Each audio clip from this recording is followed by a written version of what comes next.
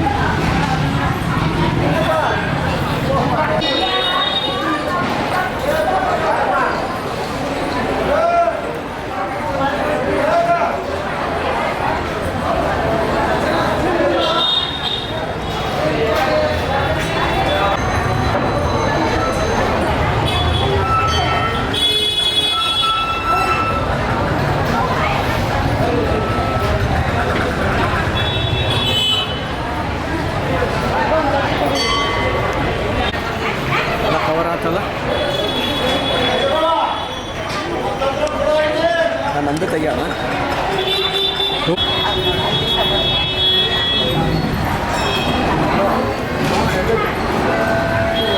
ಅಷ್ಟು ಡಿಸೈನ್ ಮಾಡಿರೋದು ಮತ್ತು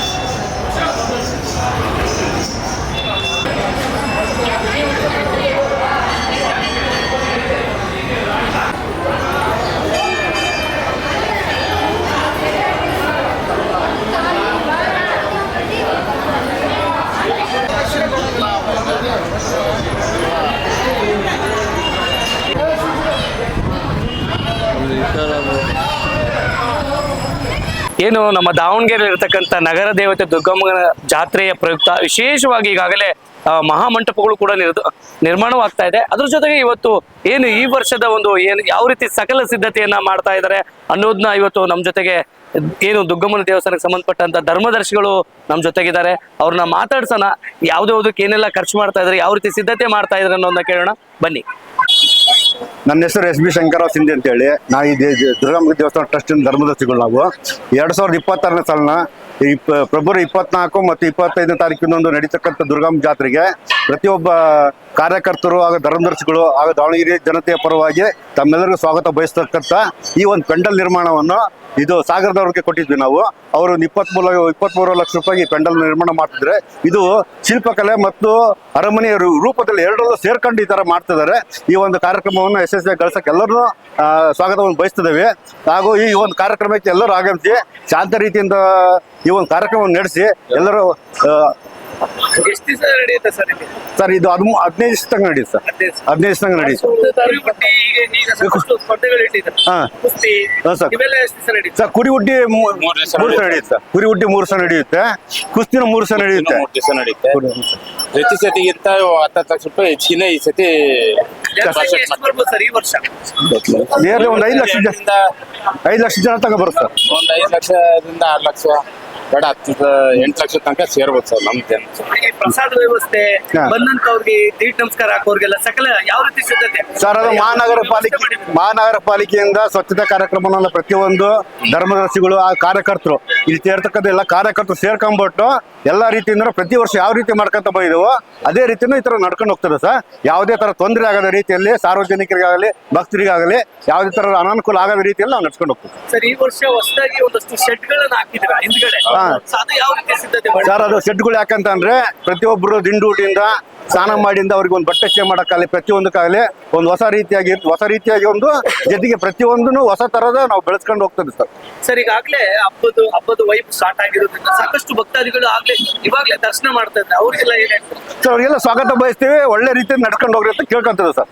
ಯಾವುದೇ ತರ ಶಾಂತಿ ರೀತಿಯಿಂದ ನೆಮ್ಮದಿಯಾಗಿ ಒಂದು ದೇವ್ರ ದರ್ಶನ ಪಡ್ಕೊಂಡು ಒಳ್ಳೇದಾಗ್ಲಿ ಅಂತ ಬೆಳ್ಕೊಂಡು ಹೋಗ್ಲಿ ಅಂತ ನಾವು ಕೇಳ್ಕೊಂತೀವಿ ಸರ್. ನೂತನವಾಗಿ ಸಿದ್ಧಗೊಳ್ತಾ ಇದೆ ಅಂತ ಹೇಳಿ ಮಾಡೋಣ. ರಿಸಲ್ಟ್ಸ್ ತೋರಿಸ್ಕೊಂತ ಮಾಡೋಣ.